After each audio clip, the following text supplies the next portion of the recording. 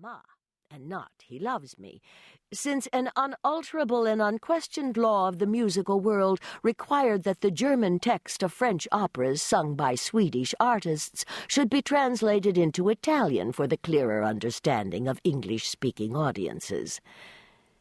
This seemed as natural to Newland Archer as all the other conventions on which his life was molded, such as the duty of using 2 silver-backed brushes with his monogram in blue enamel to part his hair, and of never appearing in society without a flower, preferably a gardenia, in his buttonhole.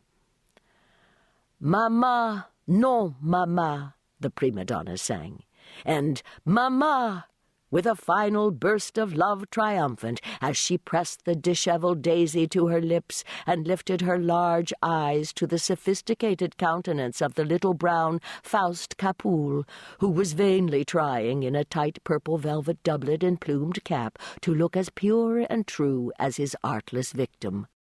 Newland Archer, leaning against the wall at the back of the club box, turned his eyes from the stage and scanned the opposite side of the house. Directly facing him was the box of old Mrs. Manson Mingott, whose monstrous obesity had long since made it impossible for her to attend the opera, but who was always represented on fashionable nights by some of the younger members of the family. On this occasion, the front of the box was filled by her daughter-in-law, Mrs. Lovell Mingott, and her daughter, Mrs. Welland. And slightly withdrawn behind these brocaded matrons sat a young girl in white with eyes ecstatically fixed on the stage lovers. As Madame Nielsen's "Mama" thrilled out above the silent house, the boxes always stopped talking during the daisy song. A warm pink mounted to the girl's cheek, mantled her brow to the roots of her fair braids, and suffused the young slope of her breast to the line where it met a modest tulle tucker fastened with a single gardenia.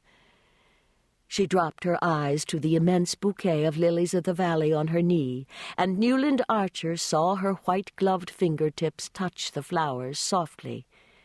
He drew a breath of satisfied vanity, and his eyes returned to the stage. No expense had been spared on the setting, which was acknowledged to be very beautiful, even by people who shared his acquaintance with the opera houses of Paris and Vienna. The foreground, to the footlights, was covered with emerald green cloth. In the middle distance, symmetrical mounds of woolly green moss, bounded by croquet hoops, formed the base of shrubs shaped like orange trees, but studded with large pink and red roses.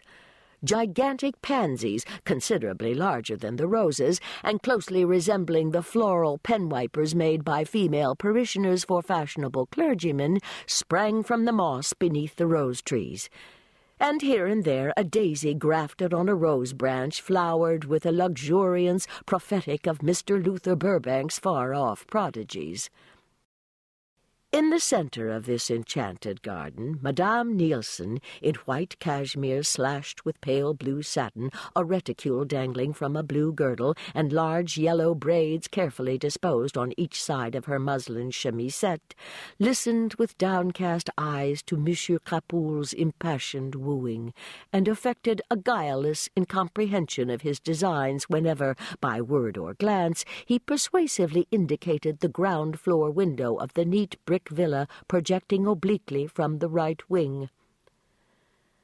"The darling," thought Newland Archer, his glance flitting back to the young girl with the lilies of the valley.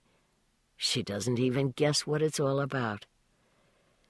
And he contemplated her absorbed young face with a thrill of possessorship in which pride in his own masculine initiation was mingled with a tender reverence for her abysmal purity.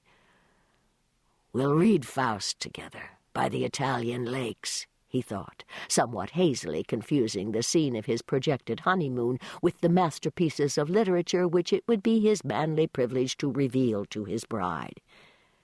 It was only that afternoon that May Welland had let him guess that she cared, New York's consecrated phrase of maiden avowal, and already his imagination, leaping ahead of the engagement ring, the betrothal kiss, and the march from Lohengrin, pictured her at his side in some scene of old European witchery. He did not in the least wish